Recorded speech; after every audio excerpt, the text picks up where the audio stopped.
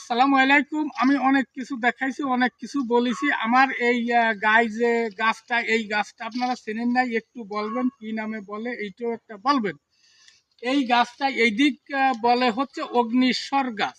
এই গাছটা এদিক এই নামে বাগেরহাট জেলায় প্রত্যেকটা মানুষ জানে। এই গাছের নাম এই আপনাদের ওদিক কি নামে বলে, এইটা একটু বলে দেবেন। এই গাছ লাগানোর মেলাগুলো কারণ আছে, ছোটকালে জানতাম, দেখতাম মা চাষিরা এই বরাজের কোনায়, ঘরের কোনায় এই জিনিসগুলো লাগাতো। লাগানোর কারণ হচ্ছে ঠাটা বজ্রবিদ পড়ে না যদি এই গাছ থাকে, আমি যতটুকু জানি। এবং এই গাছের অনেক গুণাগুণ আছে। গরু ছাগল এইগুলোর যদি পায়খানা নরম হয়, পেট পাপে, তা এই এই পাতা যদি খাওয়ায় দেওয়া হয় তাহলে সেই রোগটা সারে। আমি একদম শিওরভাবে কথাটা বললাম, আমার নিজস্ব পরীক্ষা করা আছে বলে আমি এই পরামর্শটা দিলাম। গরু যদি পাতা পায়খানা সের হয়, ছাগলেরও এই একই সিস্টেমে খাওয়ায় দিলি কাজ হয়। এইটা হাতের দ্বারে নিলি গরু ছাগলে খায়। তাই পরামর্শ দিই, যদি কোনো গাছটা দেখেন কোনো সময় কেউ নিয়ে লাগাবেন, বাড়ির কাছে হোক, বরাজের পাশে।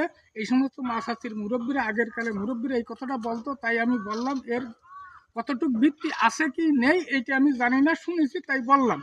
কথাটা বুঝতে হবে, রাগ হওয়া যাবে না। আল্লাহ হাফেজ।